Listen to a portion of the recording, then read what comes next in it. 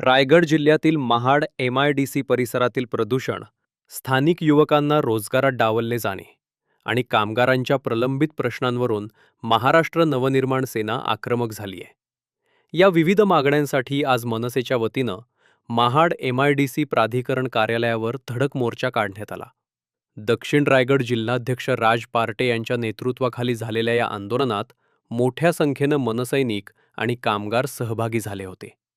Mahad MIDC मधील उद्योगांमध्ये स्थानिक युवकांना रोजगारात प्राधान्य द्यावे, वाढत्या प्रदूषणावर प्रभावी नियंत्रण आणावे आणि कामगारांचे प्रलंबित प्रश्न तातडीनं सोडवावेत, अशा प्रमुख मागण्या यावेळी करण्यात आल्या. मनसे कार्यकर्त्यांनी MIDC प्रशासनाच्या कथित उदासीन भूमिकेवर तीव्र नाराजी व्यक्त करत अधिकाऱ्यांना जाब विचारला. औद्योगिक विकासासोबत स्थानिकांच्या हिताचेही रक्षण झाले पाहिजे, अशी भूमिका आंदोलनकर्त्यांनी मांडली. दरम्यान, प्रशासनाने दिलेल्या मुदतीत मागण्या मान्य केल्या नाहीत तर मनसे आपल्या खास शैलीत आंदोलन अधिक तीव्र करेल, असा इशारा मनसे माथाडी कामगार अध्यक्ष सचिन गोळे यांनी दिला आहे. मागण्या तर त्यांना सांगितल्या, मागण्या बऱ्याच होत्या की इथं स्वराज्याच्या राजधानीत आपल्याला मराठी पाटी नाही आहे कंपन्यांना, तर हे विसरलेत का मराठी भाषेला, आपल्या संस्कृतीला ती जाग आणून दिली. नदीमध्ये खुलेआम केमिकल सोडलं जातं आहे.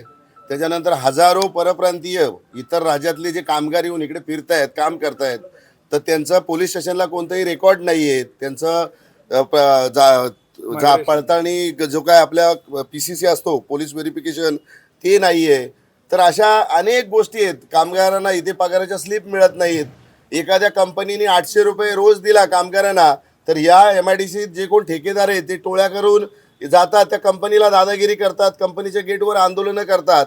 म्हणजे या कंपनीत ॲक्च्युली चाललंय काय? पहिलं आपण ऐकायचो की UP बिहारला दादागिरी चालते किंवा तिकडे कोणता कायदा नाही आहे, पण आम्ही महाराष्ट्रभर फिरत असताना या महाड MIDC जे काय चाललंय, म्हणजे कॉन्ट्रॅक्टरची दादागिरी, दहशत, इथे भीती.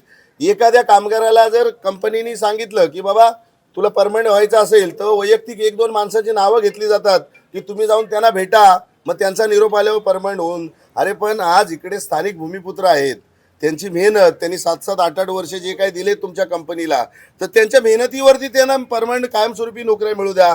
असे अनेक विषय आहेत. पण एवढा गलतान आणि बोंगळ कारभार जो आहे ना ह्या महाड MIDC जो मी पाहिला, किंवा आमचे सहकारी आहेत, आता सचिन गोळे साहेब आहेत, राजेश उज्जैनकर साहेब आहेत, आम्ही महाराष्ट्रभर फिरतो, पण इथे म्हणजे बोलतात ना ते गाव खातं.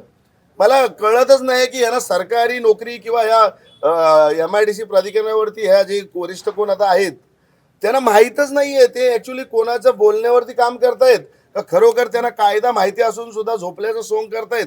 काहीही कळायला मार्ग नाही आहे इथे.